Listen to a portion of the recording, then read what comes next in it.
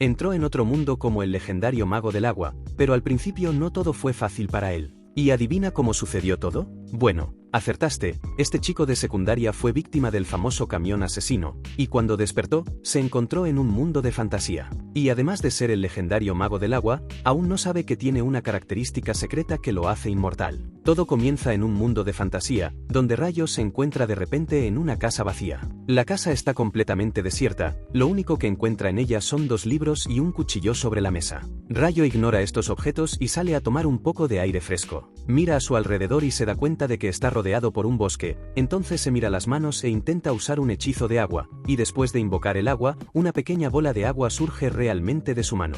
Pero antes de llegar a este mundo, descubrimos que hace unos días, Rayo se despertó de repente en un espacio completamente vacío. Y mientras se preguntaba dónde estaba, un hombre aparece frente a él. Rayo se entristece al ver que no es una mujer, pero sigue con el guión. Este hombre se presenta como un ángel y le pregunta a Rayo si sabe por qué está allí. Rayo recuerda haber muerto atropellado por un camión de Isekai, por lo que es obvio que ahora lo enviarán a otro mundo. El ángel le dice que tiene razón y también le revela que está muy feliz de recibir finalmente una visita después de tantos años solo. Pero al mismo tiempo, también está triste porque Rayo ha muerto. Rayo le pregunta al ángel qué va a hacer en su próxima vida, y el ángel le dice que puede vivir como quiera. Rayo siempre ha querido tener una vida tranquila y sin muchas emociones, y el ángel, leyendo su mente, entiende perfectamente sus deseos. Así que le dice que lo enviará a un lugar adecuado, donde pueda vivir una vida tranquila. Dicho esto, el ángel se prepara para reencarnarlo en un mundo lleno de magia. Pero antes de dejarlo ir, el ángel decide darle a Rayo alguna información sobre este nuevo mundo. Según él, solo el 20% de los humanos de ese mundo pueden usar la magia.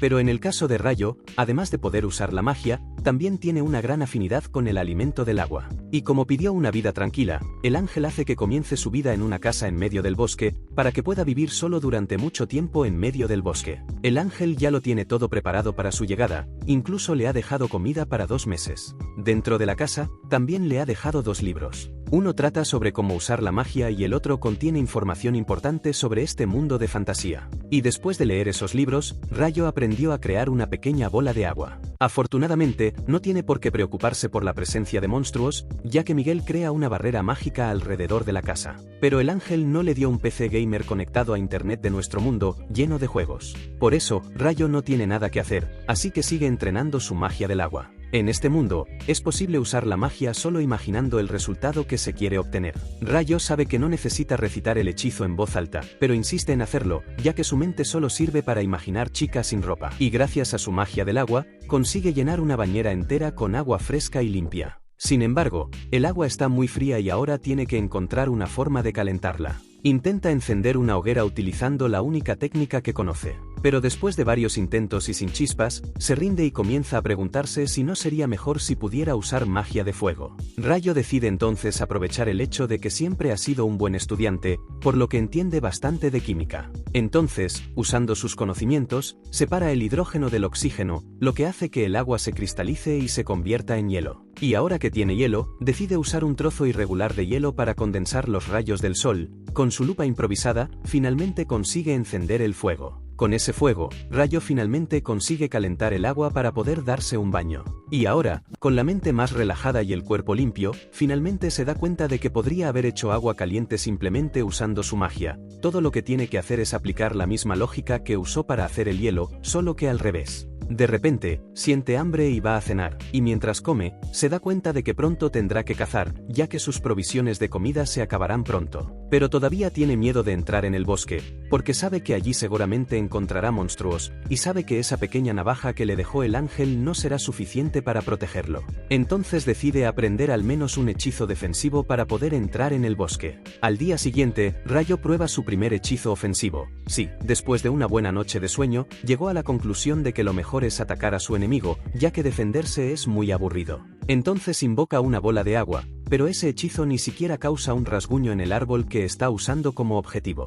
Modifica el hechizo, afinando la bola de agua hasta que tiene el tamaño de una flecha, y después de varias horas de práctica, consigue al menos usar una forma básica del hechizo de chorro de agua, pero aún así este hechizo sigue sin causar daño efectivo. Al día siguiente, decide centrarse en mejorar su magia de hielo, ya que su magia de agua aún es demasiado débil. Intenta crear un cristal de hielo con precisión, pero le cuesta mucho hacerlo, ya que modelar el hielo no es fácil. Aún así, Tras varias horas de práctica, Rayo ya era capaz de invocar varios cristales de hielo a la vez, pero aún no conseguía lanzarlos al árbol. Tras varios días de ensayo y error, se vuelve lo suficientemente hábil como para al menos formar cristales de hielo en un instante, pero aún no tiene el poder suficiente para usarlos como magia ofensiva, y como se le acaba el tiempo y pronto necesitará comida, Rayo se las ingenia y empieza a apañárselas con todo lo que tiene a su disposición. Utiliza el cristal de hielo como si fuera una lanza y se dirige al bosque con el objetivo de cazar. Cerca de la orilla de un río, encuentra una piedra de cuarzo y se alegra, ya que ahora puede usarla para encender una hoguera. Entonces piensa en recolectar algunas hierbas medicinales, pero de repente un jabalí más pequeño lo ataca y,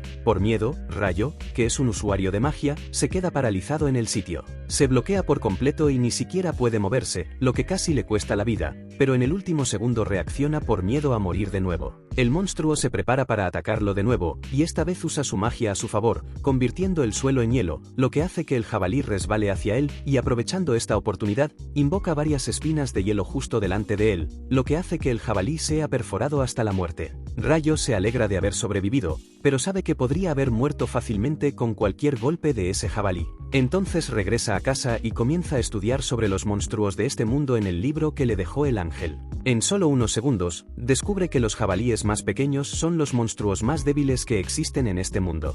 Dedica ese momento de su vida a leer más el libro, ya que, al fin y al cabo, si no comprende mejor las criaturas de este mundo, tal vez la vida tranquila que tanto desea no sea tan tranquila. Después de leer todo el libro, encuentra 2 páginas especiales, una habla de los dragones, y en el libro se dice que si te encuentras con un dragón, debes huir. Sin embargo, incluso huyendo, es muy probable que mueras, pero lo ideal es al menos intentarlo, todo depende de tu suerte. Luego mira la otra página especial, que le advierte sobre un monstruo llamado demonio, y en el libro, el ángel solo decía que Rayo debía rezar para no encontrarse nunca con él. Esta información no fue muy útil, pero Rayo siguió leyendo con la esperanza de encontrar algo. Al día siguiente, se prepara y sale de nuevo, y su día comienza bien, ya que encuentra un árbol con frutos comestibles de este mundo. Cuando le da el primer mordisco, se da cuenta de que el sabor de esta fruta es muy bueno, siendo una mezcla perfecta de dulce y salado. Sin embargo, su felicidad se acaba cuando un halcón asesino vuela hacia él.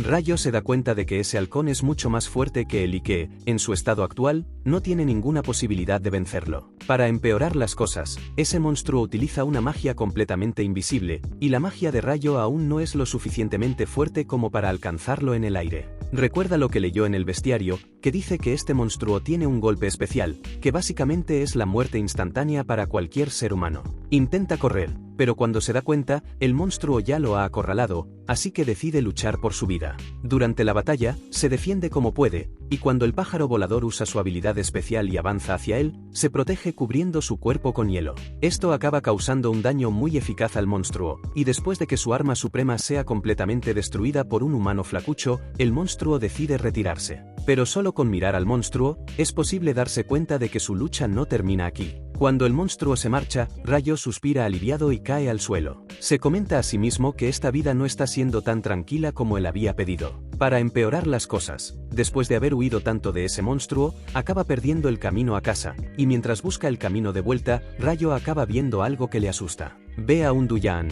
que es una criatura que, en lugar de cabeza, tiene humo saliendo de su cuerpo. El Duyaan estaba cuidando de su caballo. Tras este encuentro, Rayo afortunadamente consigue encontrar el camino de vuelta a casa. Con el paso del tiempo, sigue entrenando para mejorar y hacerse cada vez más fuerte. Su rutina diaria ahora consiste en luchar contra varios monstruos e incluso pescar. Sus hechizos evolucionan mucho con el tiempo. Ahora puede invocar bloques gigantes de hielo y su magia de agua ya puede cortar una roca. Sigue intentando hacerse más fuerte, porque tiene miedo de que lo mate una criatura más fuerte que él. Otra cosa muy interesante de su rutina es que todas las noches vuelve al lugar donde encontró a Duyaan. Lucha con todas sus fuerzas, pero nunca consigue vencer a Duyaan. Su objetivo no es simplemente vencerlo, sino que cree que cada vez que se enfrenta a Duyaan, se hace más fuerte. Rayo no sabe mucho sobre los Duyaan, ya que no hay ninguna información sobre estas criaturas en el libro que le dejó el ángel. Así que, o bien el Duyaan no es un monstruo, o bien es simplemente un monstruo de alto nivel que no aparece en el libro para principiantes. Y después de perder otra pelea, Rayo admite que, en el fondo, siente que este Duyaan quiere hacerlo más fuerte. De repente, se da cuenta de que el Duyaan está creando una espada de agua, y luego la convierte en una espada de hielo. Una vez hecho esto, el Duyaan levanta la espada en su dirección, y Rayo se da cuenta de que el Duyaan le está regalando esa arma. Después de aceptar la espada, el Duyan se marcha, caminando sobre el agua. Tras esto, Rayo disfruta de unos días tranquilos en su vida. Todo iba muy bien, hasta que de repente se encuentra de nuevo con ese monstruo volador. Se da cuenta de que la criatura no tiene un ojo, por lo que está claro que se trata del mismo monstruo con el que luchó antes, pero ahora este monstruo tiene algo diferente. La criatura está cubierta por una aura oscura y también es mucho más grande, lo que solo puede significar que este monstruo ha evolucionado. El monstruo avanza con todo, y Rayo invoca una pared de hielo de 5 capas, pero el monstruo atraviesa su defensa sin ningún esfuerzo. Rayo entonces muestra su poder, creando una pared defensiva de 10 capas, y aún así, el halcón logra destruirlo todo. Rayo intenta usar sus lanzas de hielo para atacar, pero el halcón es demasiado rápido y no logra alcanzarlo.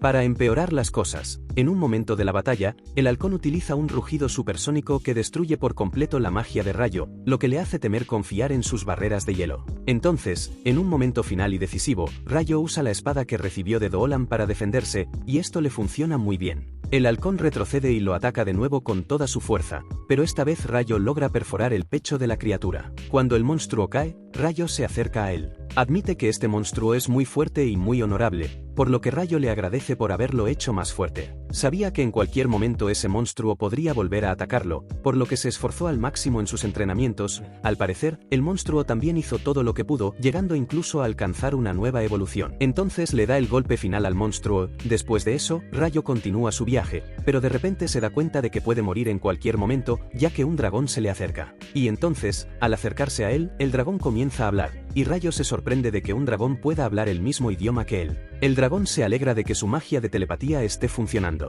Entonces le pregunta a Rayo si ha visto a algún halcón evolucionado. Rayo teme que ese halcón sea un siervo del dragón, por lo que le dice que ha matado a ese monstruo y se disculpa ante el dragón. El dragón dice que no tenía ninguna relación con esa criatura y que ahora lo que más le interesa es el hecho de que un humano común haya conseguido matar a esa criatura. Pregunta cómo el niño humano ha conseguido hacerlo, y Rayo le dice que lo ha apuñalado con su espada. El dragón se da cuenta de que esa es el arma del rey de las hadas, y entonces dice que al rey de las hadas debe gustarle mucho para haberle dado un regalo tan poderoso, pero Rayo ni siquiera sabía que esa espada era del rey de las hadas. Y ahora que el dragón ha terminado con sus preguntas, Rayo decide hacerle algunas preguntas. Así, los dos siguen conversando hasta tarde, intercambiando diversas ideas, hablando incluso sobre sus chicas favoritas. De repente, ambos oyen un rugido que viene de lejos, y el dragón le dice a Rayo que ha llegado el momento de partir. Antes de que se vaya, Rayo se presenta, y el dragón hace lo mismo, diciendo que su nombre es Lewin. Y al mismo tiempo que todo esto sucede, descubrimos que la experiencia de Rayo está siendo demasiado buena. El ángel decide entonces volver a comprobar su estado y se da cuenta de que Rayo tiene una característica oculta, una que el ángel no había percibido antes. Esa habilidad secreta es el poder de la eterna juventud,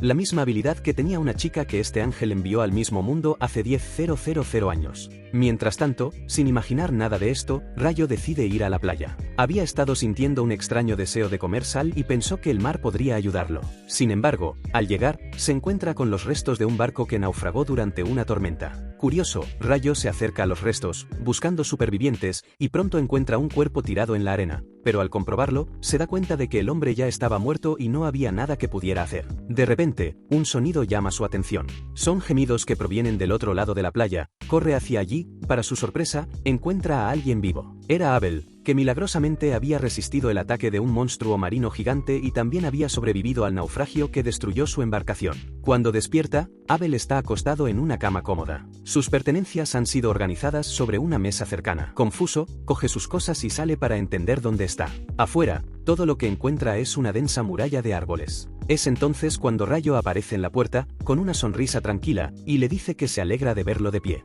Abel se sorprende, no sintió la presencia de Rayo acercándose. Además, no puede evitar fijarse en lo extraño que viste ese chico. Casi comenta su falta de estilo, pero se contiene. Antes que nada, le agradece su ayuda. Rayo responde con humildad, diciendo que no hay motivo para dar las gracias. Lo único que hizo fue arrastrar el cuerpo de Abel hasta su casa. Desgraciadamente, él había sido el único superviviente, todos los demás tripulantes del barco ya estaban muertos cuando Rayo los encontró. Abel se sorprende al oír esto, pero no siente pena por ninguno de ellos. Explica que los demás pasajeros eran contrabandistas ilegales, por lo que no veía motivo para lamentarse. Rayo no entiende muy bien a qué se refiere con contrabandistas, pero prefiere no preguntar nada al respecto en ese momento. Sabiendo que Abel debe estar hambriento, Rayo se ofrece a prepararle algo de comer. Poco después, los dos están sentados, compartiendo un almuerzo sencillo. Durante la conversación, Abel no puede resistirse y le pregunta por qué Rayo solo lleva un taparrabos. El joven se ríe y le explica que no tiene otra ropa. Abel le sugiere que compre ropa en cualquier tienda,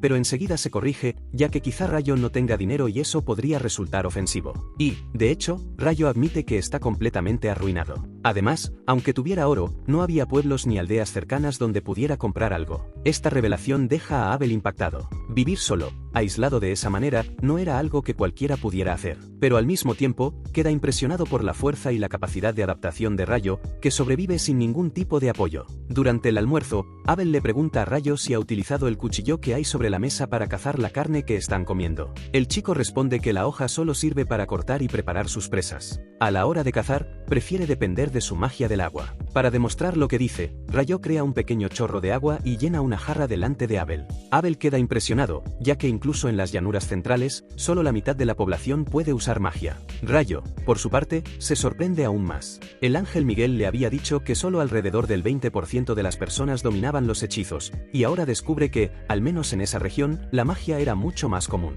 Después de la comida, Abel le pide a Rayo que lo guíe de vuelta al barco naufragado, ya que todavía hay algo que necesita comprobar. En el camino, mientras atraviesan el bosque, Abel le pregunta a Rayo por qué no usa un bastón mágico, ya que es un hechicero. El chico se queda confundido, ya que nunca ha necesitado uno para usar la magia. Pero entonces, Abel se da cuenta de que si Rayo no tiene dinero ni siquiera para ropa, es obvio que tampoco puede comprar un bastón. Y sintiéndose mal por lo que acaba de decir, Abel se ofrece a asumir la primera línea en cualquier lucha que pueda surgir durante el trayecto, queriendo contribuir de alguna manera. Rayo intenta rechazar la oferta, afirmando que ya sabe cómo lidiar solo con los peligros del bosque, pero Abel insiste. Cuando finalmente llegan al lugar del naufragio, les espera una escena extraña. Todos los cadáveres han desaparecido. Rayo deduce que algún monstruo debe haber pasado por allí y devorado los cadáveres, lo que hace que la supervivencia de Abel sea aún más impresionante. Tras una larga búsqueda entre los restos, Abel se da cuenta de que lo que buscaba no está allí. Rayo le pregunta entonces cuáles son sus próximos planes, y Abel le explica que necesita reunirse con sus compañeros, pero que eso no es nada fácil. Menciona la ciudad que fue su punto de partida y sospecha que se encuentran muy al sur de ella, por lo que el viaje hasta allí sería arduo y solitario. Pensativo, Abel tiene una idea. Le propone a Rayo que lo acompañe, ya que no conoce nada de la región y podría necesitar un guía. La petición sorprende a Rayo, pero después de reflexionar, se da cuenta de que realmente no hay nada que lo retenga en ese lugar. Además, siente curiosidad por conocer a otras personas de ese mundo. Acepta la propuesta, pero pide tiempo para organizar sus asuntos pendientes y sugiere que partan a la mañana siguiente. Abel acepta sin problemas y ambos regresan a la casa de Rayo. Pero más tarde esa misma noche, Rayo se prepara para salir solo. A Abel le extraña, ya que había dicho que no había nadie más viviendo en esa zona, pero decide no preguntar nada. Rayo camina por el bosque hasta llegar al lago brillante, donde se encuentra de nuevo con la criatura sin cabeza. Le anuncia que pronto abandonará el bosque y que quizá ese sea el último entrenamiento entre ellos. Por eso, pretende luchar con todas sus fuerzas. Rayo levanta su espada y avanza con determinación. La criatura bloquea sus golpes como de costumbre, pero esta vez, la evolución de Rayo es evidente. Sus ataques son lo suficientemente fuertes como para obligar al guerrero sin cabeza a retroceder unos pasos. Aún así, la diferencia de habilidades sigue siendo enorme. Tras una larga e intensa batalla, Rayo acaba siendo derrotado una vez más, arrodillándose ante su silencioso maestro. Una vez finalizado el duelo, el Duyan comienza a alejarse lentamente, caminando sobre el lago brillante. Rayo se levanta, todavía jadeando, y le agradece profundamente todo el entrenamiento recibido. Sabe que solo ha podido sobrevivir en el bosque hasta ahora gracias a las batallas que ha librado contra ese guerrero silencioso. El Duyan, que ha llegado a verlo como un alumno preciado, decide ofrecerle un regalo de despedida. Sin decir una palabra, le entrega a Rayo una capa especial. El joven la acepta con gratitud, reconociendo la importancia de ese gesto. A la mañana siguiente, Rayo y Abel finalmente emprenden su viaje. Antes de continuar, el mago mira hacia atrás y se despide de su primer hogar en este mundo. Y ahora sigue adelante, llevando consigo recuerdos de crecimiento y aprendizaje. Poco después, ya en medio del bosque, se encuentran con un jabalí monstruoso. Abel le pide a Rayo que retroceda y le deje a él encargarse de la situación. Desenvainando su espada, avanza hacia la criatura y activa una técnica de combate llamada perforación total. En un instante, atraviesa el cuerpo del jabalí de un solo golpe, abriendo un agujero limpio de lado a lado. Rayo se queda boquiabierto con lo que acaba de ver. Curioso, le pregunta a Abel qué son esas habilidades de combate, y su compañero le explica que aquellos que no dominan la magia utilizan técnicas llamadas artes de combate, que permiten realizar hazañas increíbles, como el ataque que acaba de demostrar. Después de un día entero de caminata, los dos llegan a una zona pantanosa, llena de hombres lagarto. Abel prefiere evitar el enfrentamiento y sugiere dar un rodeo por el bosque. Siguen el desvío, pero pronto Rayo siente que algo se acerca. Entonces avisa a Abel de que los hombres lagarto los están persiguiendo. Abel desenvaina su espada listo para luchar, pero Rayo lo detiene, ya que hay demasiados enemigos para que el espadachín los enfrente solo. Entonces, Rayo decide resolverlo todo con su magia. Abel se extraña de su confianza, pero no tiene tiempo para preguntarle. De entre los arbustos surgen varias criaturas al mismo tiempo, y Rayo las elimina en segundos, lanzando una lluvia de estacas de hielo que las atraviesan a todas de una sola vez. Abel queda completamente impactado por la escena, pero se guarda sus preguntas hasta que termina el combate. Cuando vuelve la calma al bosque, le pide a Rayo que le explique ese hechizo. Nuestro confundido chico dice que solo conjuró varias lanzas de hielo comunes, pero según Abel eso era imposible, ya que todo mago solo debería ser capaz de lanzar un hechizo a la vez. Rayo, intrigado, concluye que tal vez esa limitación sea propia de la magia del viento, ya que, como usuario de la magia del agua, nunca ha tenido dificultades para conjurar múltiples hechizos. Antes de continuar el viaje, el chico decide improvisar un poco. Crea un vaso de agua cristalina para Abel, asegurándose de que se mantengan bien hidratados. El espadachín se da cuenta de que la invocación utilizada fue diferente a la anterior y, curioso, le pregunta el motivo. Rayo sonríe levemente, y la verdad es que no necesita encantamientos para usar la magia. Para él, los encantamientos son solo frases elegantes, pero para no parecer extraño ante su nuevo amigo, prefiere mantener el misterio. Después de caminar mucho, Rayo y Abel finalmente salen del bosque y llegan a un campo abierto. Pero sin darse cuenta, acababan de entrar en el territorio de los golems de piedra. En cuestión de segundos, los gigantes comienzan a lanzarles bloques de roca, obligándolos a defenderse. Era la primera vez que Rayo veía un golem de piedra de verdad, y su aspecto era muy diferente de lo que imaginaba. Abel pasa a la ofensiva y activa su habilidad de perforación total, atravesando a uno de los golems con la espada. Sin embargo, para su sorpresa, el agujero se cierra rápidamente, como si el monstruo fuera capaz de regenerarse, y seguir atacando poco a poco no serviría de nada. Rayo concluye rápidamente que necesitan un golpe único y devastador, por lo que le pide a Abel que retroceda y le deje espacio. El espadachín, aún reacio, obedece y sale de la línea de ataque. El chico levanta las manos y comienza a concentrar su maná, y rápidamente aparece una enorme caja de hielo sobre el campo. Con un gesto firme, la derriba sobre dos golems a la vez, aplastándolos por completo, hasta que el propio Rayo se asusta por la fuerza del hechizo. Repitiendo el hechizo, elimina a los demás hasta que solo queda un único golem, pero curiosamente este ya no se mueve. Al acercarse, se dan cuenta de que su energía provenía de la tierra, y ahora que había caído, ya no podía levantarse. Dentro de su cuerpo descubren una enorme piedra mágica y deciden llevársela, lamentando solo no poder recuperar más, ya que las otras piedras fueron destruidas. Por la noche montan un campamento y conversan. Abel comenta que criaturas como los golems siguen apareciendo en las mazmorras, y al oír esa palabra, los ojos de Rayo brillan de emoción. Pregunta por qué nadie le había mencionado antes que existían las mazmorras. Abel se ríe y responde que no pensaba que le interesaría tanto, pero para alegría de Rayo, le dice que el lugar al que se dirigen tiene una mazmorra. Inmediatamente después, Rayo aprovecha para preguntar sobre otras razas. Abel le explica que existen los enanos, que son criaturas bajitas, fuertes y excelentes artesanos, y que hay muchos de ellos. Los elfos, por otro lado, viven recluidos en los bosques y rara vez interactúan con los humanos, aunque hay una elfa viviendo en la ciudad a la que se dirigen. A la mañana siguiente, reanudan el viaje hacia el norte. Rayo señala las montañas en la distancia y comenta que, al atravesarlas, encontrarán una civilización humana. Abel, intrigado, finalmente no puede resistirse y le pregunta cómo lo sabe Rayo si nunca ha visitado un pueblo humano. El chico solo sonríe, y la verdad es que obtuvo esa información en su conversación con el dragón, pero prefirió no revelarla. Por eso solo responde que Abel estará mejor si no lo sabe. De repente, el ambiente cambia, Rayo siente una presencia abrumadora que se acerca. Los dos se detienen, para su terror, un grifo colosal aparece ante ellos.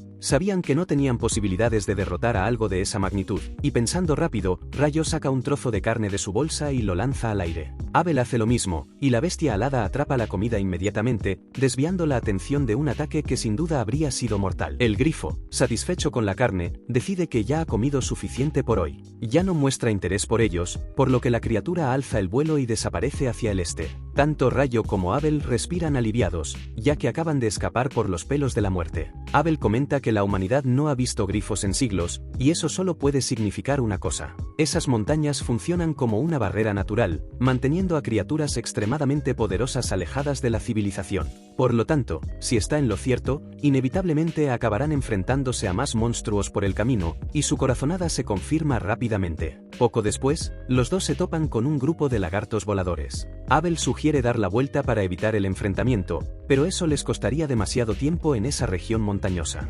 Rayo, por su parte, sonríe con confianza. El grifo era un desafío imposible, pero cree que puede derrotar a estos lagartos voladores. Entonces avanza, levanta la mano y dispara varias lanzas de hielo afiladas. En cuestión de segundos, las criaturas caen abatidas. Abel observa la escena en estado de shock. Normalmente se necesitarían unos 20 aventureros para derribar a una criatura así, y Rayo acababa de exterminar a todo un grupo él solo. Aún aturdido, Abel no se queja. Al fin y al cabo lo importante es que han salido con vida. La pareja sigue adelante, luchando contra monstruos más pequeños y abriéndose camino montaña tras montaña, hasta que finalmente emergen al otro lado, estando por fin más cerca de la civilización. Después de días intensos enfrentándose a bestias en territorio hostil, los dos llegan a las llanuras abiertas. Rayo, para sorpresa de Abel, muestra cierta decepción, ya que para él cazar lagartijas voladoras fue muy divertido. El incrédulo espadachín no entiende cómo alguien podría llamar a eso diversión, pero al menos admite que la cantidad de piedras mágicas que han recogido les reportará una buena recompensa. Unas horas más tarde, Abel divisa a lo lejos una carretera que atraviesa la llanura de este a oeste.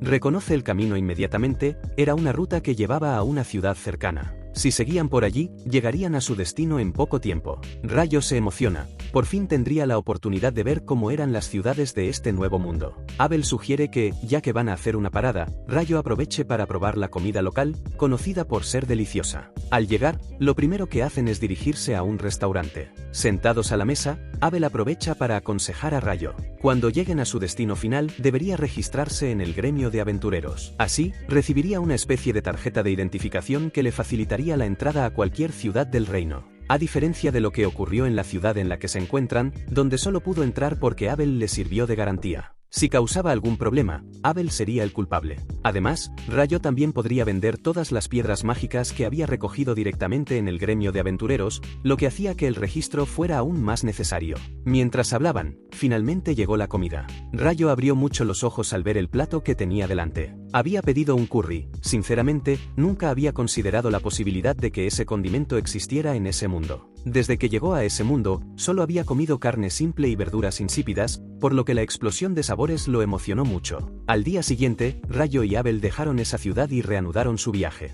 Después de un tiempo de viaje, finalmente llegaron a las puertas de la ciudad donde vive Abel. El guardia de la entrada reconoce inmediatamente a Abel y se queda en shock, ya que el espadachín había sido declarado desaparecido hacía meses. Abel explica que su historia es larga, pero que logró sobrevivir gracias a Rayo. Agradecido, Mimer le estrecha la mano al joven con entusiasmo, pero como está de servicio no puede prolongar la conversación y solo le pregunta a dónde piensa ir primero Abel. El guerrero responde que irá directamente al gremio, ya que allí todos deben creer que está muerto. Además, aprovechará para inscribir a Rayo como aventurero. Normalmente, cualquier novato comienza en el rango F, pero con la recomendación de alguien de alto nivel como Abel, Rayo podría comenzar fácilmente en el rango de Abel. Explica además que cuanto mayor es el rango, más difíciles son las misiones, pero las recompensas también son mejores, y con la cantidad de gemas que han recogido de los lagartos voladores, todas en poder de Rayo, es difícil que nuestro chico tenga que preocuparse por el dinero. Rayo, curioso, pregunta si esas gemas son realmente tan valiosas, y Abel lo confirma diciendo que son tesoros muy raros y que venderlas todas de una vez podría incluso desestabilizar el mercado. Por lo tanto, lo mejor sería dejar que el maestro del gremio decidiera qué hacer con ellas.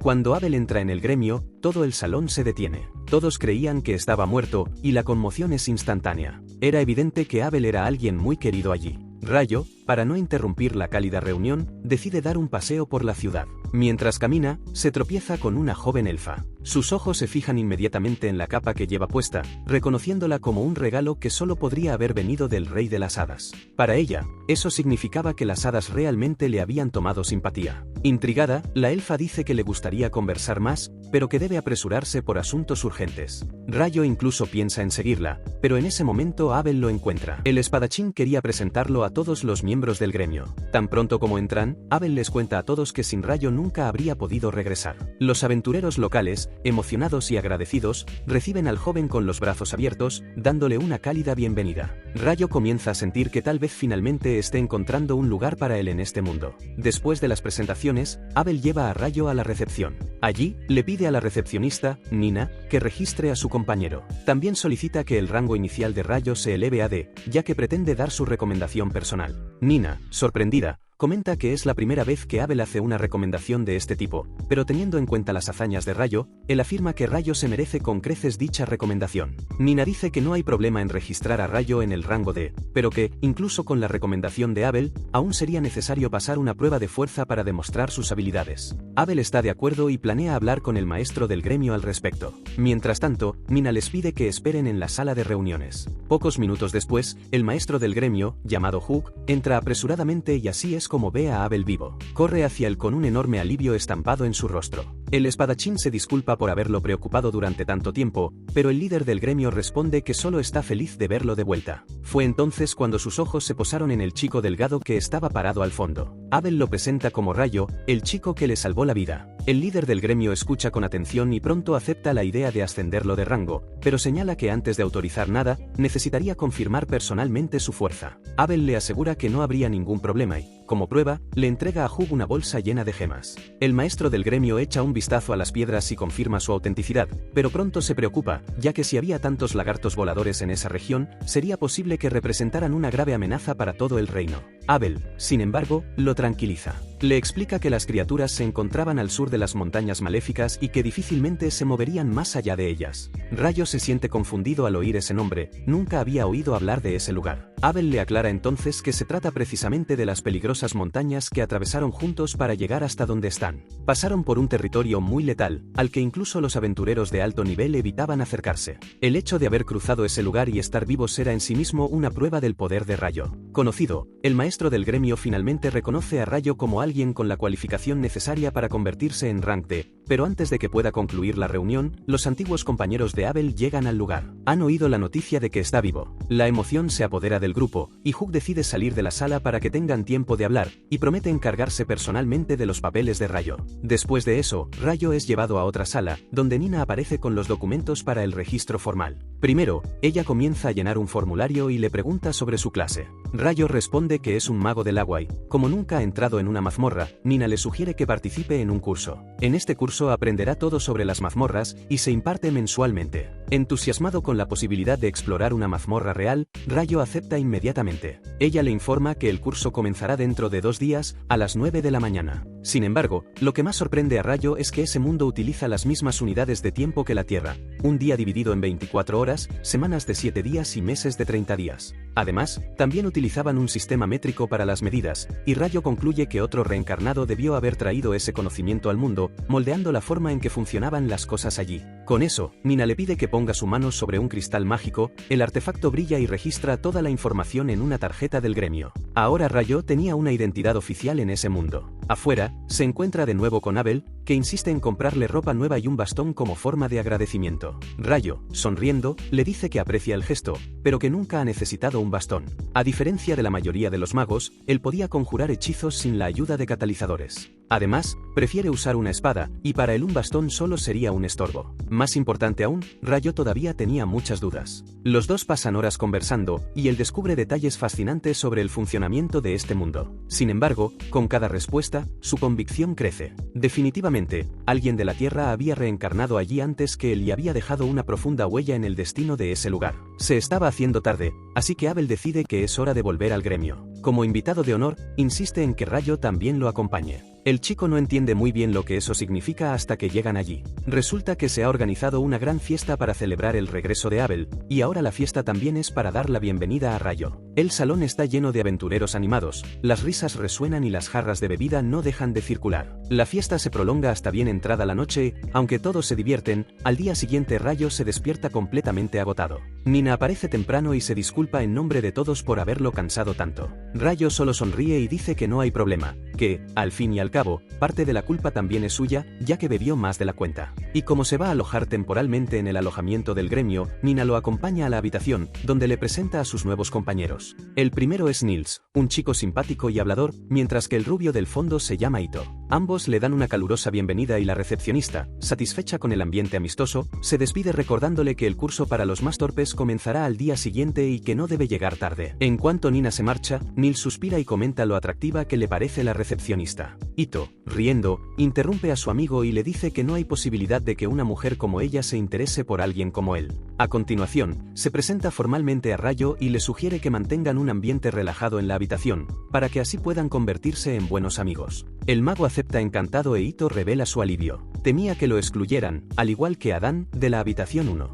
Poco después, alguien llama a la puerta y, para sorpresa de todos, es Nina de nuevo. Se disculpa por las molestias, pero explica que un nuevo aventurero registrado necesitaba alojamiento y quería alojarlo en esa habitación. El recién llegado se presenta como Amon. Al grupo le extraña su aspecto demasiado joven para ser aventurero, y sin rodeos admite que solo tiene 16 años, pero como sus padres ya habían fallecido, no le quedaban muchas opciones para sobrevivir. Ito se apresura a consolarlo, diciéndole que no hay nada de qué avergonzarse. Muchos aventureros comenzaron sus carreras en situaciones similares. Amon revela además que también participará en el curso de mazmorras al día siguiente, lo que hace que Nina le pida a Rayo que lo acompañe durante la actividad. Mientras tanto, en otra sala, Abel les contaba a sus compañeros de equipo todo lo que había sucedido durante su viaje por las montañas maléficas. Sin embargo, la maga Lynn se niega a creer esas historias. Para ella, un chico como Rayo nunca podría usar una magia tan poderosa. Para ella, crear paredes de hielo es posible, pero esas paredes suelen ser frágiles e inútiles en combate. La idea de conjurar un cubo gigante de hielo para aplastar a los enemigos le parecía simplemente absurda. A pesar de la incredulidad, Abel insiste con convicción. Él estuvo allí y lo vio todo con sus propios ojos, pero Lynn sigue negando con la cabeza, incapaz de aceptar esa realidad.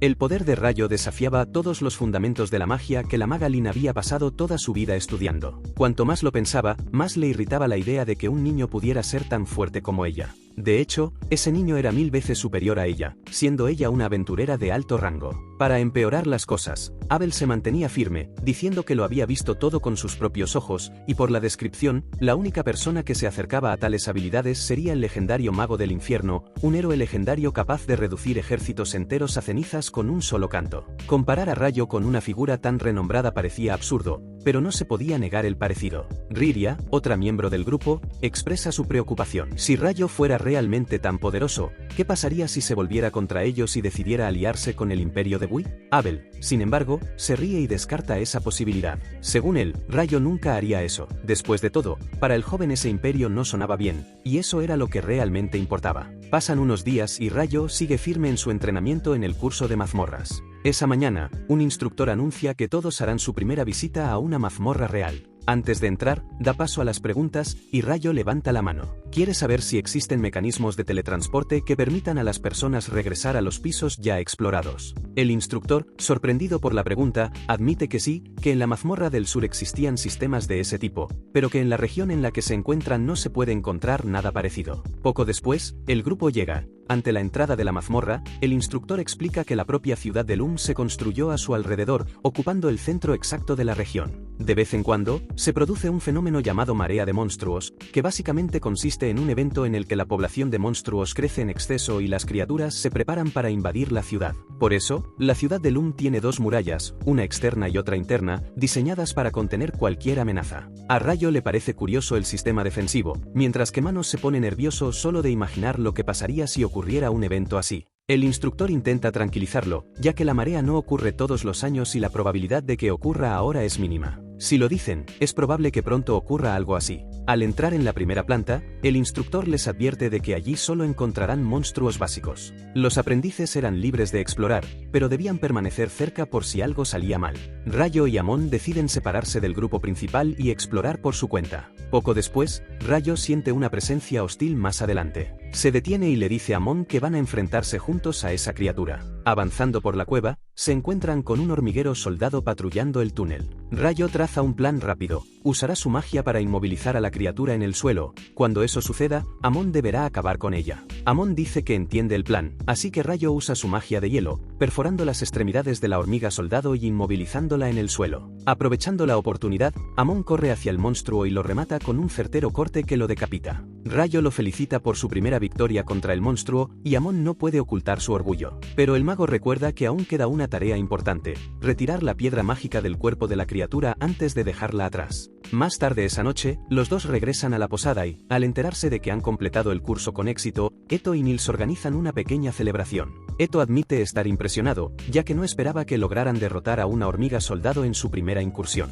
Amon, modesto, dice que no hizo mucho, ya que fue Rayo quien mantuvo a la criatura atrapada. Pero el joven mago insiste en que el golpe final fue de Amon, y eso contaba mucho. En medio de la conversación, Nils pregunta qué piensan hacer ahora que están oficialmente certificados para entrar en las mazmorras. Amon responde que le gustaría volver y explorar más, pero la simple idea de enfrentarse a todo solo le aterroriza. Rayo se ofrece entonces a acompañarlo, ya que de todos modos planeaba bajar al tercer piso de la mazmorra, pero algo no tenía sentido. Normalmente no debería haber una hormiga soldado en el primer nivel, según el instructor, solo debería haber murciélagos en esa zona. De repente, una voz surge detrás de él, era Abel. Explica que las hormigas solían excavar túneles hasta los pisos superiores, por lo que no era raro encontrarlas fuera de su lugar. Rayo se sorprende al verlo allí, pero Nils y Eto se quedan completamente paralizados. Para ellos, Abel era una verdadera leyenda. Nils, nervioso, se presenta y le pide a su héroe que le dé la mano. Abel, sonriente, acepta el gesto y les da un consejo directo, pidiéndoles que no se excedan en las misiones, ya que la supervivencia debe ser siempre la prioridad número uno. Rayo, curioso, le pregunta a Abel qué hacía allí tan tarde. Él explica que su grupo acababa de regresar de una larga misión y que tenían que informar de los detalles al maestro del gremio. Acto seguido, sus compañeros entran en la posada en su busca. Todos están cansados de las constantes fugas del espadachín. Aren simplemente lo echa sobre su hombro y se lo lleva a la fuerza, para diversión de Rayo. Pero entonces se da cuenta de algo extraño. Lin lo miraba intensamente, como si tuviera un resentimiento oculto. El ambiente se vuelve incómodo hasta que Ria la regaña, diciéndole que deje de comportarse de forma extraña y se deprisa, ya que aún tienen que hablar con el maestro del gremio. La maga se disculpa por las molestias, pero Rayo responde que no le importa. Mientras salen, Ria vuelve a regañar a Lin, ya que mirar a los demás de esa manera es una falta de educación. Lin, sin embargo, admite que simplemente no pudo evitarlo. Lin no pudo contenerse después de escuchar tantas cosas increíbles sobre Rayo. Para ella es imposible no sentir curiosidad. Quiere ver con sus propios ojos todo lo que él es capaz de hacer. Pero Abel la calma, diciéndole que no hay motivo para tanta prisa. Tarde o temprano, todos tendrían la oportunidad de ver a Rayo luchar. Al día siguiente, Rayo y Amon regresan a la mazmorra. Acordaron repetir la misma estrategia. Rayo usaría su magia de hielo para inmovilizar a los monstruos, mientras que Amon daría el golpe final con su espada. La táctica funciona bien. Durante un descanso, Rayo aprovecha para preguntarle a Amon dónde había aprendido ese estilo de lucha. El chico explica que fue entrenado por un anciano llamado Kiro, que estudió en una de las escuelas de esgrima más prestigiosas de la capital, y esa es la base de sus movimientos. Rayo elogia el estilo, reconociendo que es muy eficaz, pero señala que Amon se cansaba muy rápido, lo que requeriría más resistencia física. El joven se siente un poco abatido y confiesa que teme ser demasiado débil para convertirse en un verdadero aventurero. Pero Rayo lo tranquiliza diciéndole que la fuerza llega con el tiempo y la práctica. Le recuerda que incluso Abel mantenía un riguroso entrenamiento diario durante sus viajes, lo que demostraba lo mucho que la constancia moldeaba sus habilidades. A la mañana siguiente, Rayo decide cambiar la rutina. En lugar de ir a una mazmorra, se dirige a la biblioteca de la ciudad para investigar sobre alquimia. Impresionado por la absurda cantidad de libros, pide ayuda a un bibliotecario, que lo guía hasta la sección de principiantes. Pasa horas sumergido en los estudios, absorbiendo todo lo que puede, pero el tiempo es limitado y pronto se da cuenta de que lo ideal sería comprar algunos volúmenes para estudiarlos tranquilamente en casa. Más tarde, sentado en un banco de la plaza central, Rayo nota algo extraño. El cielo comienza a oscurecerse, cuando mira hacia arriba, ve que el sol se bloquea de repente. En un instante, todas las personas a su alrededor desaparecen. Su instinto le grita que esté alerta. Sabía que había un monstruo cerca. Segundos después, una colosal ráfaga de fuego se dirige directamente hacia él. Reacciona en el calor del momento, levantando varias barreras de hielo para protegerse, sobreviviendo por poco. Pero el calor es devastador y derrite completamente sus defensas. Con el corazón acelerado, levanta la vista y ve el origen del ataque, una demonio de aspecto seductor que camina lentamente hacia él. Como si fuera la dueña de toda la plaza, bastó una sola mirada de Rayo para darse cuenta de que Leonor era una enemiga aterradora. Su primer instinto fue huir, pero pronto comprendió que no tenía a dónde correr. Ese lugar parecía una dimensión aislada, creada especialmente para atraparlo. La demonio levantó la mano y lanzó otra ráfaga de fuego. Rayo levantó sus paredes de hielo y logró bloquear el impacto, pero inmediatamente después ella conjuró una afilada lanza de viento, dirigida directamente a su corazón. No tuvo tiempo de reaccionar y, por suerte, el manto del rey de las hadas brilló y deshizo el hechizo antes de que lo alcanzara. Leonor entrecerró los ojos, reconociendo el origen de esa ropa. Preguntó qué podía haber hecho un simple humano para recibir un regalo tan raro,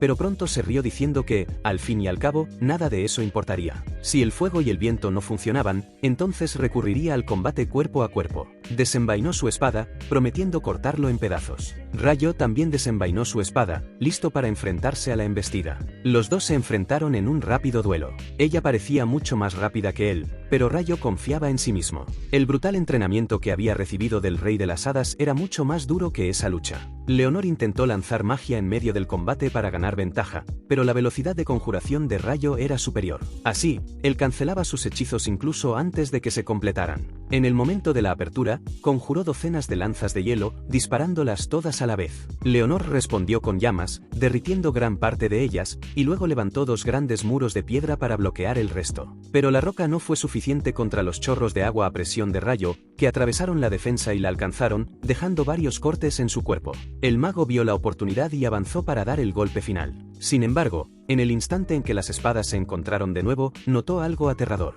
Las heridas de su enemiga se estaban cerrando ante sus ojos. Desgraciadamente, ella tenía un poder curativo, y rasguños como esos no eran nada para ella. Con fuerza bruta, Leonor empujó a Rayo contra un edificio, aplastándolo contra la pared. Pero antes de que pudiera atacar de nuevo, se dio cuenta de que estaba rodeada por docenas de esferas de agua que flotaban en el aire. En cuanto tocaron su piel, se vaporizaron al instante, escaldándole la carne y quemándole la cara. Sorprendida y temerosa de recibir un daño fatal, la demonio se protegió enterrándose en varias capas de roca. Por primera vez, había sentido dolor real, y eso la entusiasmó. Más que derrotarlo, ahora quería seguir luchando contra Rayo, pero su tiempo se estaba acabando. El dominio mágico que la mantenía allí estaba a punto de desaparecer. Leonor, frustrada, declaró que le hubiera encantado matarlo, pero estaba segura de que sus caminos volverían a cruzarse en batalla. Dicho esto, un destello envolvió su cuerpo y luego desapareció.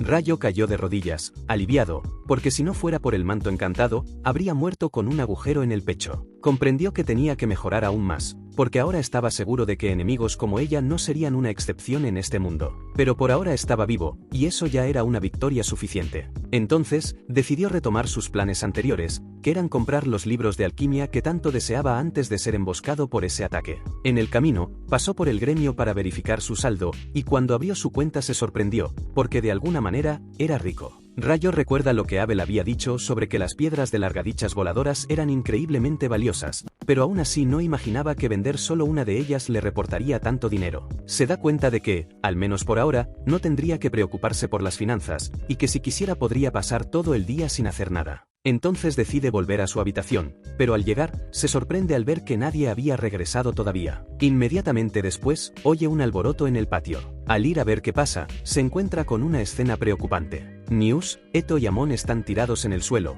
todos heridos, rodeados por 5 hombres. News maldice a Dan por haberles tendido una emboscada, pero su rival se limita a reírse, diciendo que un aventurero debe estar siempre alerta, por lo que la culpa es suya por haberse dejado sorprender. Lo peor es que Dan no tenía ningún motivo para hacerlo, solo se estaba divirtiendo a su costa. Rayo, enfadado por ver cómo maltratan a sus amigos, actúa sin dudarlo. Con un gesto, conjura su magia de hielo y derriba a 4 de los agresores de una sola vez, dejando a Dan completamente solo. Se enfrenta a su adversario y le pregunta si piensa huir ahora que ya no tiene refuerzos. Dan, confiado, cree que Rayo es débil en el combate cuerpo a cuerpo, ya que es un mago, así que se lanza con un fuerte puñetazo. Pero en cuestión de segundos se encuentra en el suelo, vomitando la cena, tras recibir una respuesta certera de Rayo. Una vez resuelta la situación, el mago se dirige a sus compañeros y le entrega a Eto una poción de recuperación, para que pueda usar su magia curativa en los otros dos. Nils, aunque herido, se siente avergonzado por haber sido derrotado por Dan, pero Rayo lo tranquiliza, recordándole que probablemente estaba agotado por haber pasado todo el día en la mazmorra con Mon.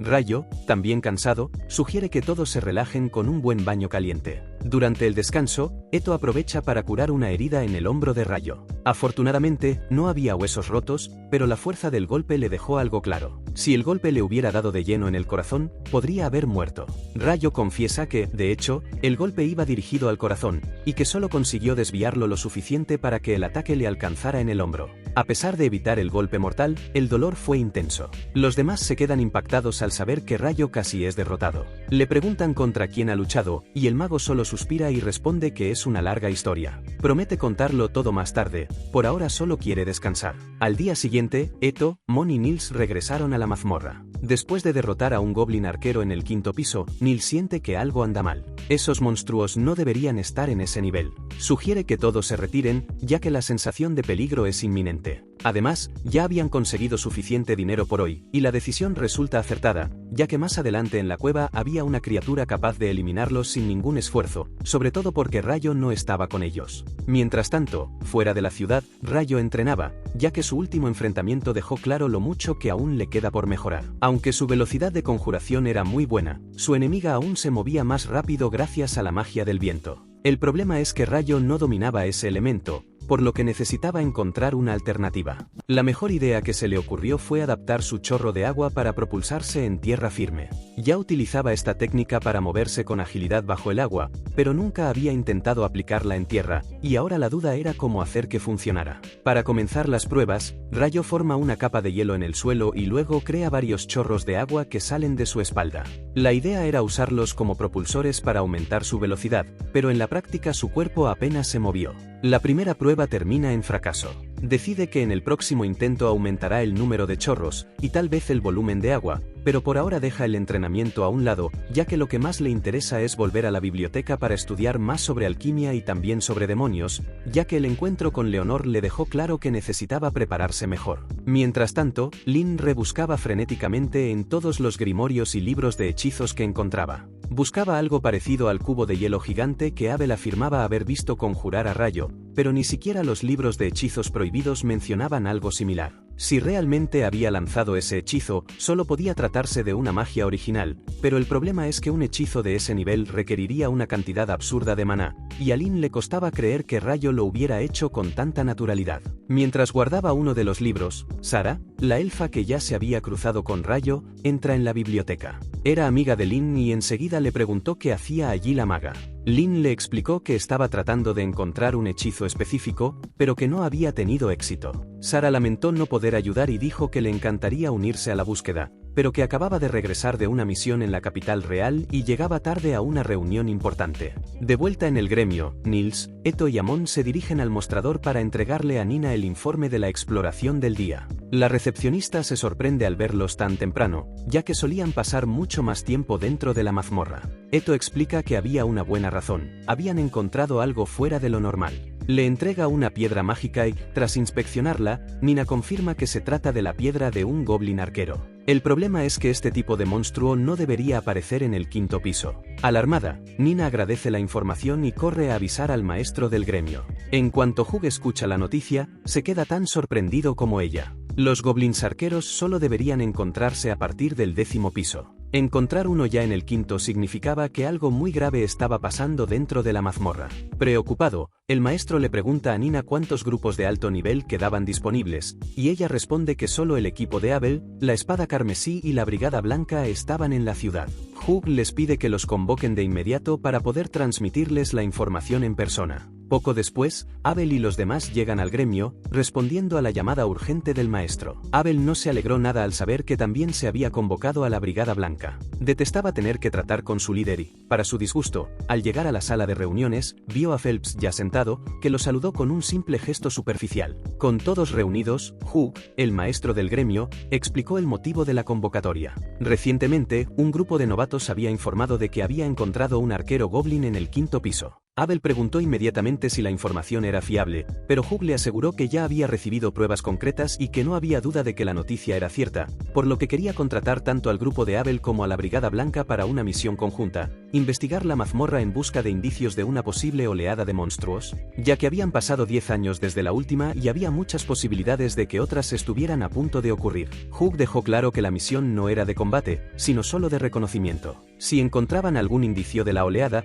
debían regresar inmediatamente a la superficie y avisarle. A partir de ahí, Él ordenaría el cierre de las murallas dobles alrededor de la mazmorra y esperaría los refuerzos de los caballeros de la región. Las condiciones eran claras, cada grupo recibiría 100 monedas de oro por adelantado y 200 más al final de la misión. Y como el señor local ya había autorizado la operación, solo faltaba la confirmación de los líderes. Tanto Abel como Phelps aceptaron en nombre de sus equipos, y la investigación está prevista para el día siguiente. Al día siguiente, Rayo se despierta temprano con otros planes. Tenía la intención de visitar la biblioteca del norte de la ciudad, famosa por su colección de libros avanzados de alquimia. Eto comenta que el acceso a esa biblioteca estaba restringido a aventureros de rango D o superior, pero eso no sería un problema para Rayo gracias a Abel. Amon, por su parte, recuerda haber oído rumores. Los textos prohibidos, que trataban sobre conocimientos ocultos, solo podían ser consultados por aventureros de rango B en adelante. Rayo se da cuenta de que, por el momento, no podría acceder a esos secretos, pero su curiosidad no hacía más que aumentar. Poco después, Rayo llega a la Biblioteca del Norte. El lugar era aún más impresionante que la Biblioteca del Sur. La colección de libros era gigantesca,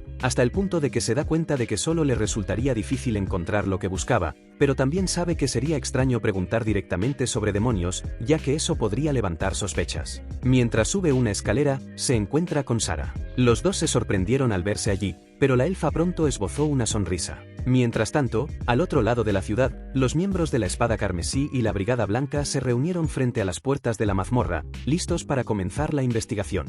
Hugh estaba a punto de abrir las puertas cuando Abel lo interrumpió. Tenía un mal presentimiento. Le pide a Link que use su magia del viento para registrar el primer piso antes de entrar. El hechizo reveló algo aterrador. Cientos de monstruos esperaban justo en la entrada, y eso solo podía significar una cosa: la oleada de monstruos ya había comenzado. Inmediatamente, Hugh declara el estado de emergencia y emite una solicitud urgente para que todos los aventureros disponibles se dirijan a la mazmorra, ya que necesitan todos los combatientes posibles para contener el avance. De vuelta en la biblioteca, Sara se presenta formalmente a Rayo y se alegra de volver a verlo. Ella le pregunta qué lo traía por allí, y él casi le dice la verdad, que quería investigar sobre demonios, pero cambia la respuesta en el último momento, diciendo que buscaba aprender sobre alquimia. La elfa se muestra curiosa, ya que la alquimia era una disciplina difícil. Rayo comenta que su objetivo final era construir un golem, aunque no tenía prisa por hacerlo. Sara admite que, lamentablemente, no había libros sobre la creación de golems en la biblioteca, pero se ofrece a guiarlo hasta las secciones que podrían ayudarlo a comenzar su viaje por la alquimia.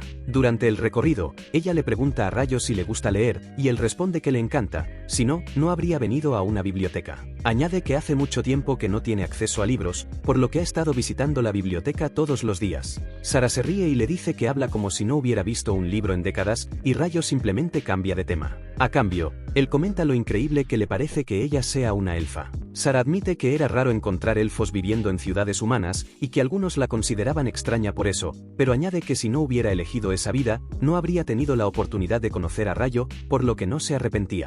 Mientras los dos charlaban tranquilamente entre los pasillos, la situación fuera de la biblioteca era caótica. Las puertas de la mazmorra se habían cerrado con llave y todos los aventureros se alinearon en las murallas para contener la oleada de enemigos. De repente, las puertas principales de la mazmorra explotan y una horda de goblins invade el territorio que solo los humanos deberían pisar. Los arqueros disparan una lluvia de flechas, mientras que los magos lanzan filas de bolas de fuego. La estrategia era sencilla, una rotación constante. Cada vez que un aventurero resultaba herido, otro ocupaba su lugar para que el herido pudiera curarse y volver al combate. Pero la absurda cantidad de goblins empezaba a preocupar a Hugh.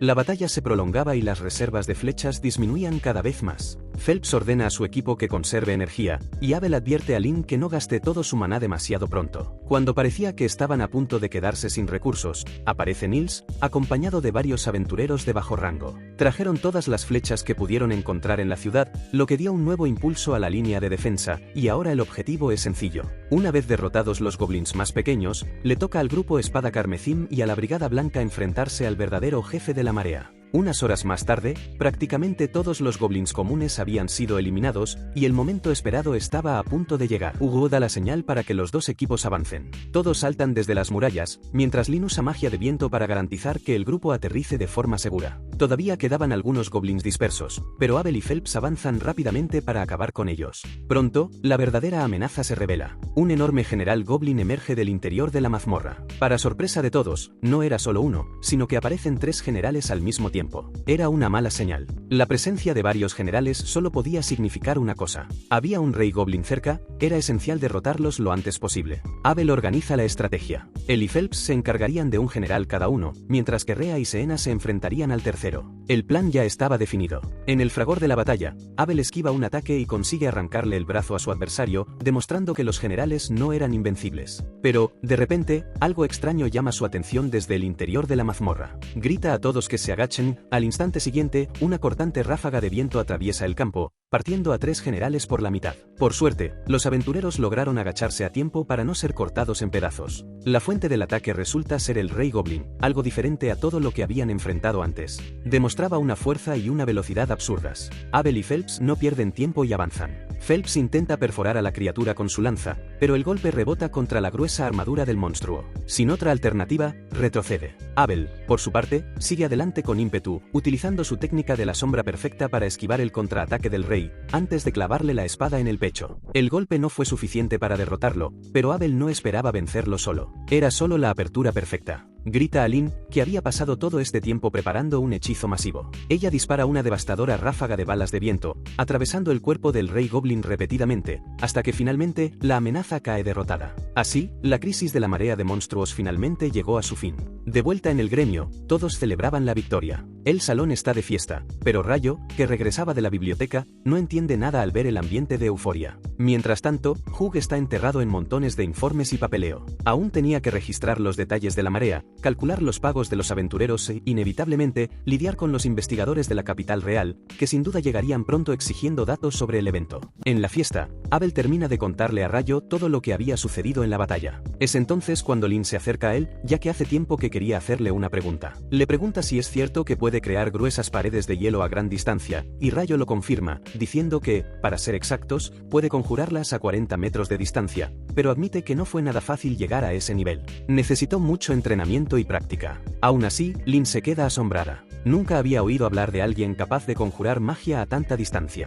Le pregunta si se trata de algún tipo de hechizo original y cuál es el encantamiento que utiliza. Rayo sonríe y responde que estará encantado de enseñárselo más tarde, pero en cuanto al encantamiento, confiesa que simplemente lo inventa sobre la marcha, lo que significa que puede utilizar cualquier palabra que desee. Antes de que la conversación continuara, Nils los interrumpe, advirtiéndoles que casi toda la comida de la fiesta ya se había acabado y que, si Rayo no se daba prisa, se quedaría sin nada en el plato. Rayo se aleja para asegurarse un plato de comida, mientras Lynn sigue intrigada por lo que quiso decir al afirmar que solo improvisaba en el momento de las invocaciones. Abel, al ver su confusión, le explica que, en realidad, Rayo solo usa encantamientos porque le parece elegante. Podría conjurar hechizos sin pronunciar una sola palabra, y para Lynn, eso le parecía aún más absurdo que la idea de las paredes de hielo. A la mañana siguiente, Nils, Eto y Amon se reúnen en el gremio en busca de trabajo, pero se desaniman al ver que el tablón de misiones está completamente vacío. Rayo pasa por allí y se extraña, ya que normalmente los 3 ya estarían trabajando a esa hora. Entonces le explican que, debido a la avalancha de monstruos del día anterior, la mazmorra había sido cerrada para inspecciones, lo que imposibilitaba cualquier misión en su interior. Pensaron en aceptar tareas de recolección de recursos, pero con la cantidad de objetos derribados durante el ataque, la demanda era casi inexistente. Rayo comenta que, en realidad, estaba buscando mineral de cobre mágico para comenzar sus experimentos de alquimia. Eto recuerda haber oído que ese mineral costaba una fortuna. Rayo lo confirma, diciendo que la última tienda pidió 50 monedas de oro por una sola piedra. El dinero no era un problema para él en ese momento, pero aún así quería ayudar a sus amigos. Entonces les hace una propuesta, cada uno de ellos recibiría 4 monedas de oro solo por intentarlo, aunque no encontraran nada. Si conseguían traer el mineral, les pagaría 25 monedas por cada unidad. Los 3 se quedaron boquiabiertos, nunca habían visto tanto dinero en una sola misión. Eto, aún incrédulo, le pregunta si realmente está dispuesto a pagar tanto. Él responde de forma sencilla, diciendo que eso también le beneficiará a él. Si encuentran el cobre, solo gastará 37 monedas con ellos, lo que es incluso más barato que comprarlo en la ciudad. Para él, era un gran negocio, y para sus amigos, una oportunidad de hacer oro. Entusiasmados, los 3 confirman el acuerdo y salen inmediatamente para comenzar la búsqueda. Tan pronto como se marchan, Rayo oye un alboroto fuera y decide ir a ver qué pasa. En la planta baja, se encuentra con Dan discutiendo con un grupo de caballeros que intentaban arrastrar a la fuerza a una chica a plena luz del día. La joven se resistía, pero no tenía ninguna posibilidad contra los 4 hombres armados. Cuando la situación parece empeorar, Dan da un paso al frente y empuja a uno de los caballeros, soltando el brazo de la chica. Ella finalmente se libera, pero el problema está lejos de terminar. Dan ahora está en desventaja, siendo 4 contra 1, y todos sus enemigos están armados con espadas. El líder del grupo de jinetes, enfurecido por la osadía, se prepara para darle una lección al chico insolente, pero en el instante en que da el primer paso, tropieza de la nada y cae al suelo. El hombre se enfureció, ya que no había nada con lo que tropezar. El hombre no aceptaba la vergüenza de parecer torpe ante todos, así que señaló a Dan y lo acusó de haber hecho algo para derribarlo. Cuando el caballero intentó levantarse, tropezó una vez más, cayendo de forma ridícula en medio de la calle. Fue en ese momento cuando apareció Phelps, y la escena que vio lo indignó. Los caballeros reales, que deberían ser ejemplos de honor, estaban actuando como delincuentes comunes. Los hombres intentaron imponerse, recordando que tenían más autoridad en la ciudad que los simples aventureros, pero la intimidación no funcionó. Phelps, además de aventurero, era también un noble, con un nombre completo gigantesco. Cuando los caballeros oyeron que era de la familia Renlen, palidecieron. El padre de Phelps, Alex, había sido capitán de la Guardia Real, lo que significaba que su familia tenía poder suficiente para arruinar la carrera de aquellos hombres con solo chasquear los dedos. Si el padre de Phelps hubiera estado allí, probablemente los habría acabado en ese mismo instante. Aunque no conocía los detalles, Phelps sabía lo suficiente. Estaban a punto de atacar a Dan en grupo, así que les grita a los 4, llamándolos deshonra para la caballería, y les ordena que se vayan antes de que cambie de opinión y decida matarlos. Los jinetes retrocedieron avergonzados. Phelps miró entonces a Rayo y recordó lo que Abel le había dicho sobre su magia. Ahora verlo con sus propios ojos era otra historia. La precisión y el alcance de Rayo eran increíbles, pero aún así no tenía intención de difundir la verdad sobre quien había hecho tropezar a los caballeros, ya que eso solo le traería dolores de cabeza a Rayo. Pero, personalmente, le agradeció al chico por haberle ayudado, ya que, en cierto modo, también se sentía responsable por permitir que hombres tan corruptos usaran el título de caballeros. Más tarde esa noche, Rayo cenaba en una taberna cuando Abel apareció solo, y era raro que apareciera sin el resto de su grupo. Rayo, con su manera directa, bromea diciendo que solo podía estar yendo al distrito del placer después de allí. Abel se desespera y le pide a su amigo que se calle antes de que alguien oiga lo que está diciendo. Para Rayo, eso solo confirmaba sus sospechas. Abel debía estar interesado en alguien. Primero, pensó que era Lynn, pero Abel lo niega rápidamente, recordando que ella estaba enamorada de Arin, por lo que solo quedaba Ria. Y por la forma en que Abel se sonrojó, Rayo concluyó que había acertado. Dejando el tema a un lado, Rayo le pregunta la verdadera razón por la que está solo. Abel confiesa que realmente va al distrito del placer, pero no para hundir su enorme tronco en un agujero. Resulta que un viejo amigo, investigador de mazmorras, había sido enviado a Long con la protección de caballeros reales, pero, por desgracia, se trataba de los mismos caballeros que Rayo había visto antes, conocidos por abusar de su posición y cometer delitos. Abel quería detenerlos antes de que causaran algún desastre esa noche. Poco después, mientras caminaban por las calles, Rayo vio a dos aventureros conversando en un callejón. Conocía a todos los aventureros de la ciudad, pero nunca había visto a esos dos. Además, iban vestidos completamente de negro y desaparecieron en cuanto se dieron cuenta de que los estaban observando. Abel comenta que, de hecho, algunos aventureros de fuera solían visitar esa ciudad para explorar la mazmorra, pero con la mazmorra cerrada, aquello parecía muy sospechoso. Instantes después, deciden seguir por un callejón oscuro a propósito. Como era de esperar, los hombres de negro los emboscan, pero Rayo ya lo había previsto. Con un simple gesto, les lanza hielo sobre la cabeza, dejándolos inconscientes a todos de una sola vez. Para él, fue más fácil de lo que imaginaba, pero aún quedaba por descubrir qué tramaban esos tipos. La única opción era entregarlos a los guardias y dejar que ellos hicieran su trabajo interrogándolos. Mientras tanto, en otra parte del distrito del placer, Phelps caminaba solo. Los caballeros a los que había humillado los seguían, aún rumiando la vergüenza que les había hecho pasar. El líder del grupo, consumido por el rencor, decide que esa noche Phelps morirá. Cuando los caballeros se preparan para desenvainar sus espadas contra Phelps, ocurre algo inesperado. Sus cuerpos se bloquean y ninguno de ellos puede moverse. Resulta que todo era una trampa. Phelps ya se había dado cuenta de lo podrido que estaba ese grupo y, como noble, no podía permitir que siguieran mancillando el nombre de la caballería. Había acordado con Tina que ella los atacaría con sus agujas paralizantes. Ahora, sin posibilidad de reaccionar, Phelps le ordena que use su magia de fuego, y en cuestión de segundos, los caballeros comienzan a convertirse en cenizas. Mueren sin dejar rastro. A la mañana siguiente, tal y como había previsto Hugh, el equipo de investigación de la capital llega a la ciudad causando problemas desde el primer momento. Confiscan todas las provisiones de comida del día para la investigación. Para empeorar las cosas, el arrogante Clive exige que el gremio reabra la mazmorra inmediatamente y proporcione aventureros para escoltar a su equipo. El maestro del gremio intenta argumentar recordando que el estado de la mazmorra aún era incierto y potencialmente letal, pero Clive lo interrumpe, recordándole que él tiene toda la autoridad sobre la misión.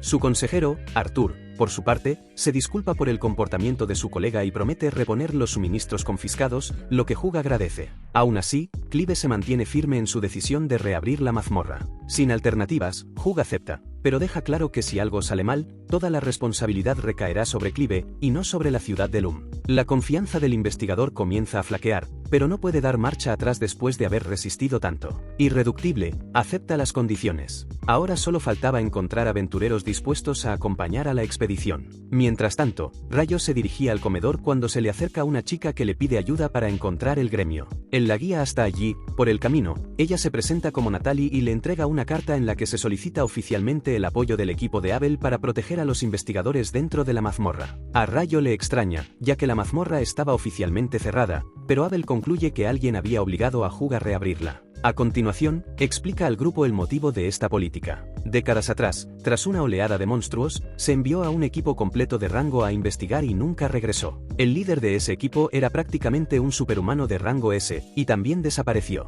Desde entonces, la regla era clara: la mazmorra debía cerrarse siempre tras una oleada para evitar nuevas tragedias. Rayo queda intrigado con la historia, pero el hambre puede más y se despide para ir finalmente a almorzar. Cuando Rayo se marcha, Lynn aprovecha para preguntarle a Natalie si realmente pertenece a la familia de nombre complicado, una familia famosa por su legendaria magia acuática. La chica lo confirma. Entonces Lynn le pregunta si ha oído hablar de una magia capaz de levantar paredes de hielo a distancia. Natalie admite que nunca ha oído hablar de nada parecido y duda de que sea posible. Es en ese momento cuando Abel interviene, afirmando que, por increíble que parezca, Rayo era capaz de crear barreras de hielo hasta 40 metros de distancia, y aprovecha para alertar a todos los presentes. Nunca debían intentar enfrentarse a Rayo. Si por alguna razón se veían en contra de él, la mejor opción era rendirse inmediatamente. Según Abel, aunque todos unieran sus fuerzas, no tendrían ninguna posibilidad, y le pide a Natalie que, si alguna vez necesita ayuda y no puede encontrarlos, puede buscar directamente a Rayo. 3 días después, los amigos de Rayo regresaron de su misión. Habían conseguido recoger 2 pepitas de cobre mágico, y Rayo les paga 90 monedas de oro por el servicio. El grupo se muestra agradecido, ya que ese dinero les garantizaría tranquilidad durante bastante tiempo.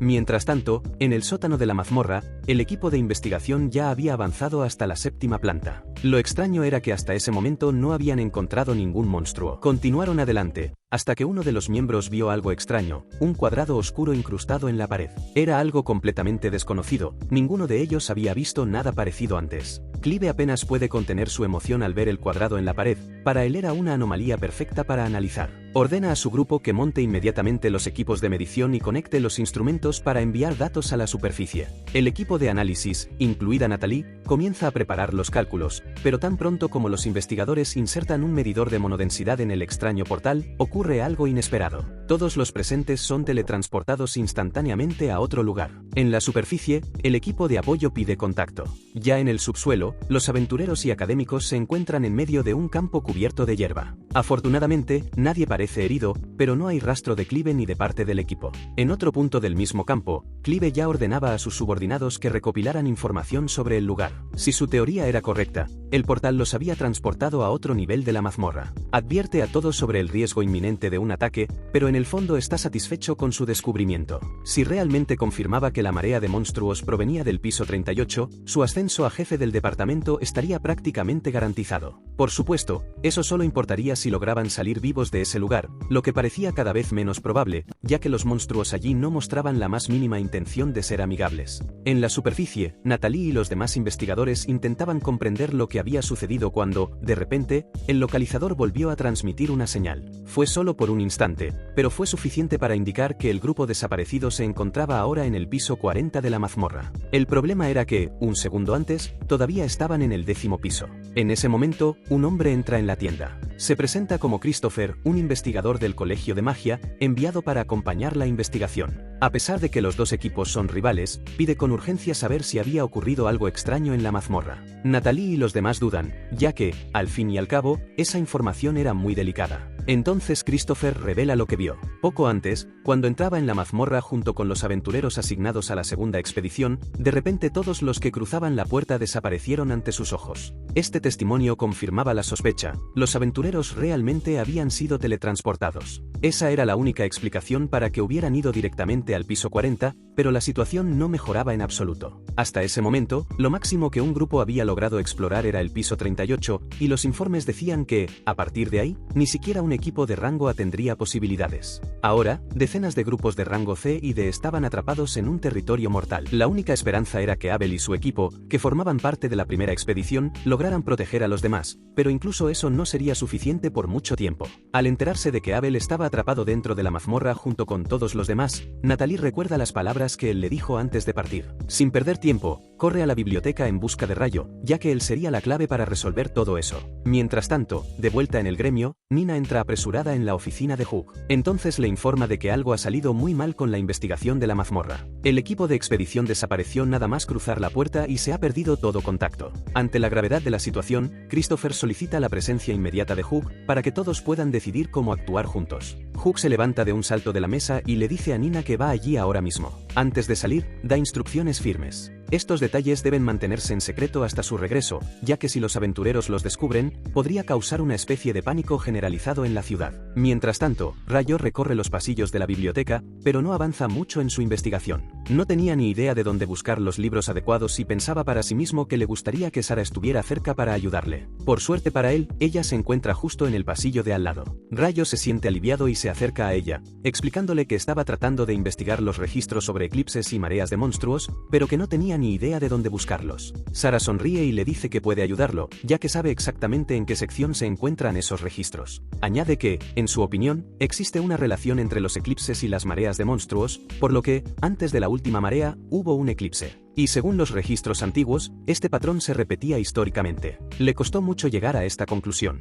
Por eso le pregunta por qué Rayo se ha interesado tanto de repente por el tema. Rayo, por supuesto, no podía revelar simplemente que se había enfrentado a un demonio en medio de la ciudad durante el último eclipse. Así que cambia de tema y le pregunta si sabe por qué las piedras mágicas cambian de color. Sara se da cuenta de que Rayo estaba ocultando algo, pero decide no insistir. En cambio, explica que el tono de una piedra depende del tiempo de vida del monstruo que la originó. Esa información hizo que Rayo frunciera el ceño. Él ya lo sabía, y era precisamente el motivo de su curiosidad. Todos los informes de la última marea indicaban que las piedras recogidas eran transparentes, lo que indicaba que los monstruos acababan de nacer. Es decir, no estaban subiendo desde niveles inferiores, sino que se estaban generando de forma repentina. Sara añade que, al revisar documentos antiguos, encontró el mismo detalle en cada marea registrada. Las piedras siempre son claras. Rayo se sorprende, ya que no creía que existieran registros tan específicos guardados allí. Entonces revela que esos documentos están en pergaminos deteriorados, ignorados incluso por los bibliotecarios, pero que ella sabe dónde encontrarlos y que, si él quisiera, podría mostrárselos.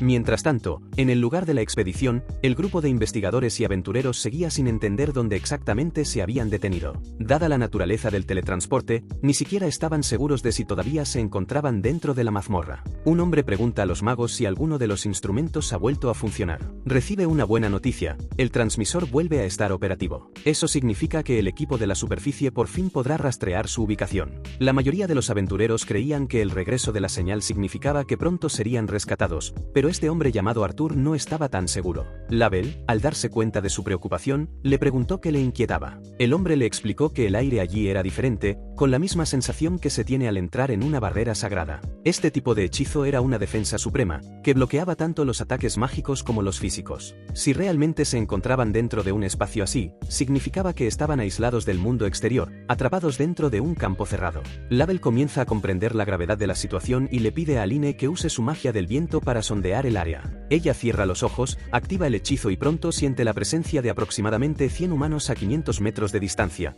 pero entre ellos hay alrededor de una docena de formas de vida desconocidas, lo cual es extraño, pero es la única pista que ha conseguido. El grupo decide seguir en esa dirección. Mientras tanto, en la superficie, Hugh recibe la confirmación de que el equipo ha sido teletransportado al piso 40. Se sorprende por la mala suerte de la situación, ya que ni siquiera reuniendo a todos los aventureros de la ciudad podrían llegar a ese nivel para un rescate. Además, nadie sabía qué había causado el teletransporte. Christopher advierte que sería un riesgo demencial enviar a más gente al interior, por lo que la única opción era esperar y rezar por la seguridad del equipo. Pero, en realidad, la seguridad era lo que más faltaba en el piso 40. El grupo de Clive estaba bajo el fuego de un demonio. Algunos magos lograron levantar barreras a tiempo, pero muchos no tuvieron suerte y fueron quemados vivos. Clive y Toneto apenas entendían lo que estaba pasando, pero una cosa era segura: esas criaturas encajaban perfectamente con las antiguas descripciones de los demonios. Si los relatos eran ciertos, estaban condenados. Un grupo de aventureros intentó un ataque directo para tomar por sorpresa a los demonios, pero en cuestión de segundos fueron destrozados. Los pocos supervivientes acabaron convertidos en cenizas poco después, y es en este brutal escenario donde llegan Abel y su equipo. Ria mira a los monstruos y confirma sin dudar que realmente son demonios. Ella alerta a los demás. Según los registros, eran enemigos de dioses y ángeles, seres muy superiores a la fuerza de cualquier humano común. Derrotar a un solo demonio ya era una hazaña casi imposible, y aunque todos se preguntaban qué hacían esas entidades allí, Arthur corta la conversación, ya que no había tiempo para filosofar. Lo importante era salvar al grupo de Clive, así que ordena a los magos que se preparen para un ataque en pinza, y en el momento exacto en que los demonios están a punto de aplastar a los supervivientes, una lluvia de lanzas mágicas corta el aire, perforando a 3 de ellos. Los magos no se detuvieron, lanzando una avalancha de hechizos de largo alcance, que finalmente parecieron romper la defensa demoníaca, pero aún quedaban muchos de ellos en pie. Arthur gritó a todos que se prepararan: el próximo disparo tendría que ser aún más devastador. Los demonios intentan contraatacar lanzando bolas de fuego, pero los magos ya han preparado un escudo colectivo. La defensa se mantiene firme, y Arthur, al ver el avance, cree que tal vez puedan ganar si mantienen ese ritmo. Pero había un problema muy grave: la maná de los magos era limitada, pronto se agotarían sus fuerzas y entonces sería el turno de los guerreros de avanzar. Abel desenvaina su espada, fija la mirada en el campo de batalla e identifica a un demonio especial, una criatura imponente que emana un aura aterradora. Ordena a su grupo que avance en fila india detrás de Arin, mientras él mismo abre camino bloqueando las llamas. Cuando finalmente se acercan, Abel inicia una secuencia feroz, cortando demonios sin piedad. A su lado, Lyn y Ria lanzan hechizos, perforando a los enemigos desde lejos. La estrategia funciona y varios monstruos caen, pero pronto Lyn se desvanece, agotada por la falta de maná, y Ria también está al límite. Abel se encuentra prácticamente solo, quedan 6 demonios, y entre ellos, Ria le avisa con terror. El más grande de ellos es sin duda un príncipe demonio. El príncipe era la forma joven de un señor demonio, y, según los registros, solo un héroe elegido había logrado derrotar a uno. No había tiempo para pensar. Abel respira hondo y decide arriesgarse. Por muy desfavorable que fuera, no llegaba al mismo nivel de terror que sintió ante el grifo. Al menos podía intentarlo, y con un golpe rápido, corta a 2 demonios a la vez. Pero esta hazaña atrae inmediatamente la atención del príncipe. El monstruo levanta el brazo y dispara una ráfaga de energía en dirección a Lyn y Ria. Aran se lanza al frente, salvándolas a las 2, pero es lanzado lejos junto con ellas. Ahora solo quedaban Abel y el príncipe demonio. Por un instante, Abel intenta convencerse de que podría ganar en un combate directo, pero la ilusión se desvanece cuando el príncipe utiliza un movimiento fulminante, apareciendo frente a él y derribando su espada con facilidad. Abel mantiene la postura, pero por dentro sabe que no tiene ninguna posibilidad contra tanta velocidad y fuerza. De repente, Clive, desesperado, lanza un poderoso hechizo al otro lado del campo, pero el impacto apenas araña al príncipe. Para empeorar las cosas, el ataque llama la atención de los otros demonios, que inmediatamente se vuelven contra su grupo. Las barreras mágicas se rompen y el fuego comienza a consumirlos a todos. Abel comprende que si no hace algo, todos morirán. Entonces activa su técnica suprema, ejecuta el movimiento con precisión, pero el príncipe lee su intención y se desvía en el último instante, contraatacando con un golpe brutal que lo tira al suelo. Abel apenas puede levantarse, y el príncipe demonio avanza lentamente, levantando la espada para decapitarlo.